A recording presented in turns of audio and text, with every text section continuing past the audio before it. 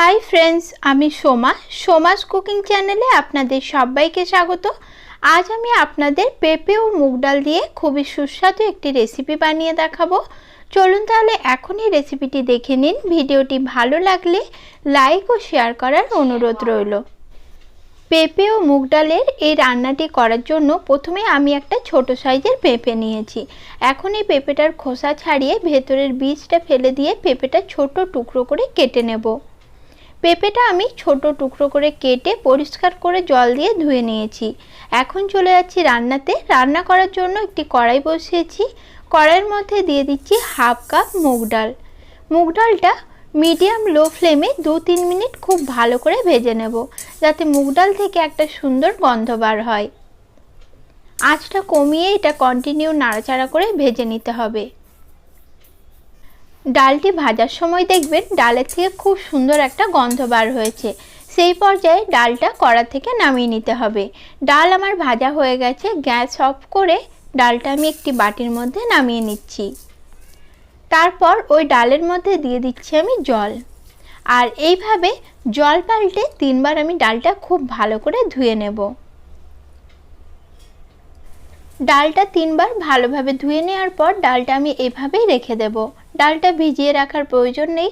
তারপর কড়াইয়ের মধ্যে দিয়ে দিচ্ছি 2 টেবিল চামচ সরষের তেল। তেলটা ভালো করে গরম হয়ে যাওয়ার পর তেলের মধ্যে আমি পেঁপের টুকরোগুলো দিয়ে দিলাম। পেঁপেটার মধ্যে দিয়ে দিলাম অল্প একটু নুন। এরপর পেঁপেটা ভালোভাবে নাড়াচাড়া করে নিচ্ছি। আর পেঁপেটাকে আমি 3 থেকে 4 মিনিটের জন্য ভেজে নেব।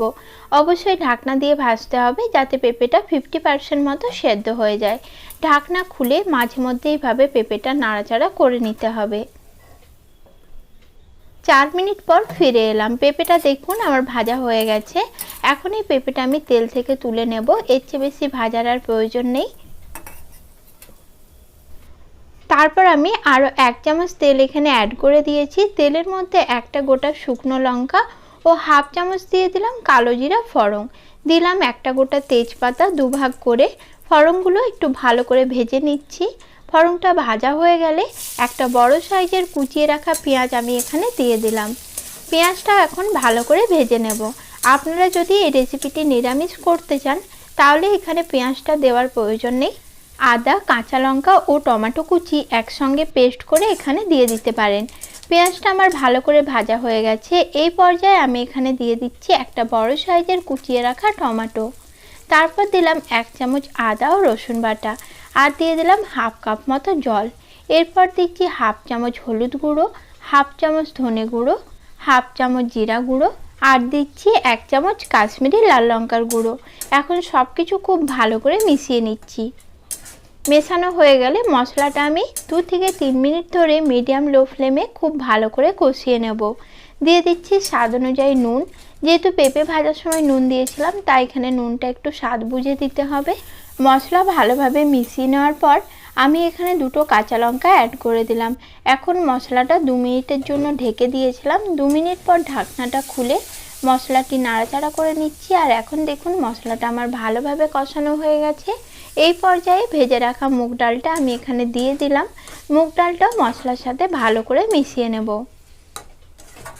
মেশানো হয়ে গেলে আমি এখানে 2 কাপ মতো গরম জল অ্যাড করে দিচ্ছি। অবশ্যই করে এখানে গরম জলই অ্যাড করবেন। ঠান্ডা জল অ্যাড করলে কিন্তু রান্নার স্বাদ অনেকটাই কমে যাবে। এখন সব কিছু ভালোভাবে নাড়াচাড়া করে মিশিয়ে নিলাম। আর ঢাকনা দিয়ে ঢেকে রান্নাটা হতে দেব 10 মিনিটের জন্য। 10 মিনিট পর ঢাকনাটা আমি খুলে নিচ্ছি। আর এখন দেখুন ডালটি কিন্তু আমার ভালো মতো সেদ্ধ হয়ে গেছে।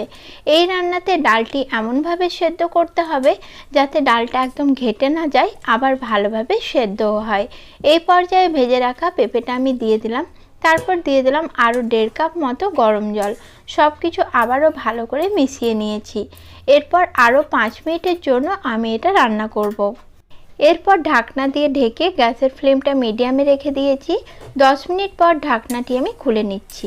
ডাল পেঁপে সব কিছু খুব ভালোভাবে সেদ্ধ হয়ে গেছে, আর ডাল কিন্তু একদম গলে ঘেঁটে যায়নি, খুব সুন্দরভাবে সেদ্ধ হয়েছে। গরম ভাতের সাথে এই তরকারিটি খেতে দারুণ লাগে।